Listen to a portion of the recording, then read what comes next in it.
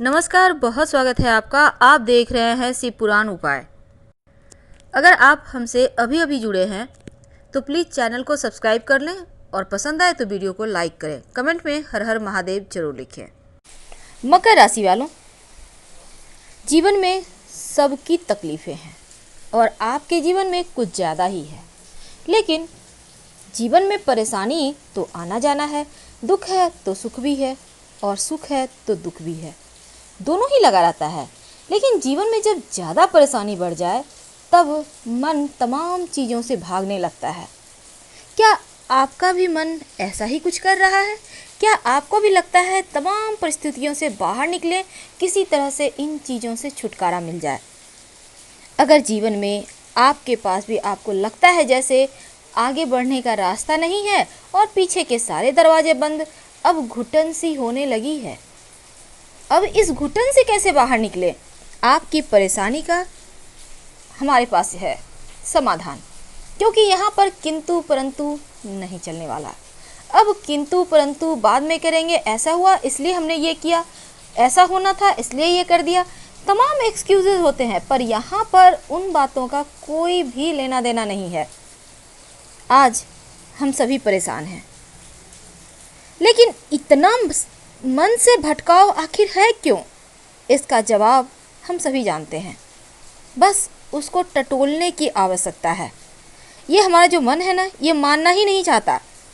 हम कारण ढूंढना चाहते हैं, लेकिन पहुंच ऐसे जगह जाते हैं जहां पर मन को ये स्वीकार ही नहीं है कि ये सच भी हो सकता है,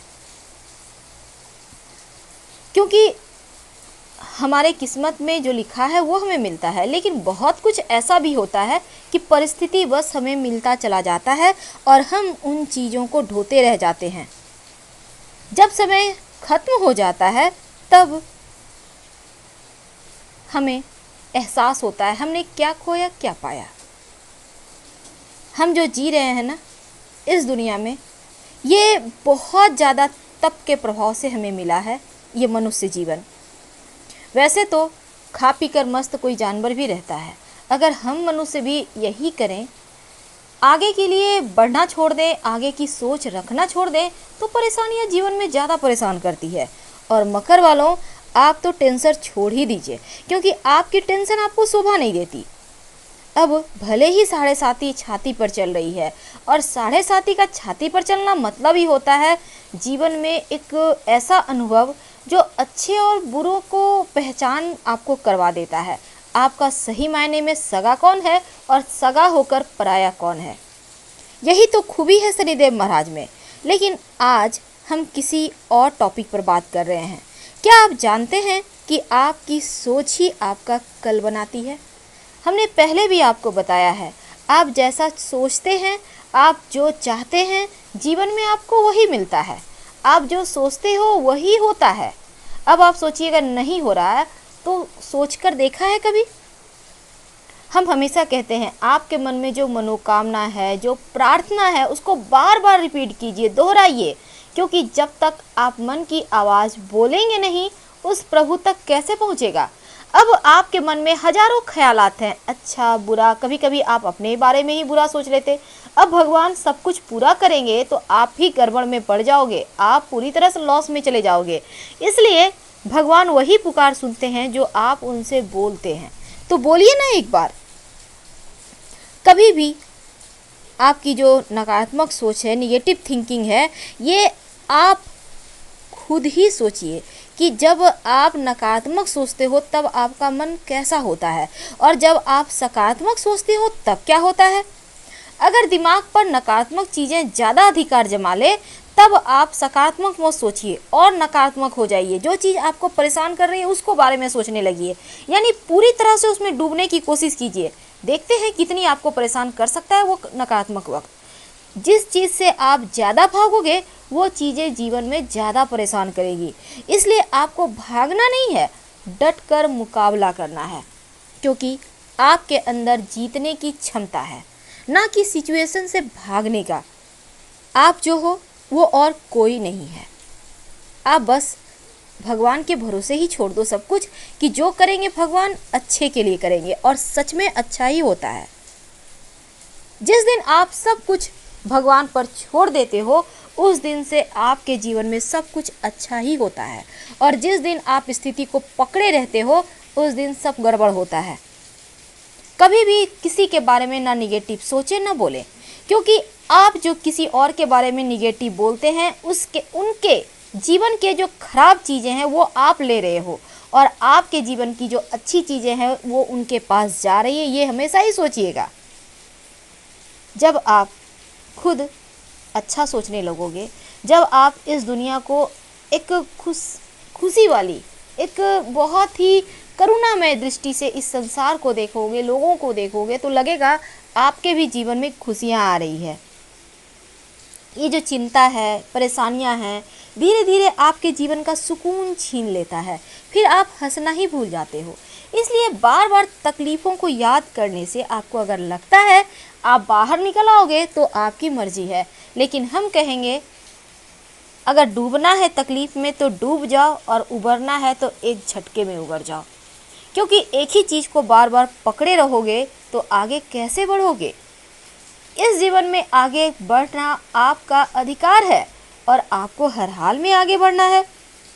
लालच को हमेशा ही अपने से दूर रखिए। कभी भी किसी चीज़ का लालच मत कीजिए, क्योंकि ये जो लालच होती है ना, ये बुरे कर्म करने पर बाध्य कर देती है, और फिर जीवन में परेशानियां बढ़ जाती है। आपने देखा होगा जीवन में कभी कभी ऐसे मोड़ आते हैं जब आपके अपने भी आपका साथ नहीं देते। ऐसे मोड़ आते हैं जब आपका लव भी आपको छोड़ देता है, और कभी कभी तो आपका जीवन साथी खुद आपको नहीं समझ पाता। कभी कभी माता पिता भी नहीं समझ पाते आपके मन में क्या चल रहा है, आप क्या चाहते हो खोना और क्या पाना चाहते हो।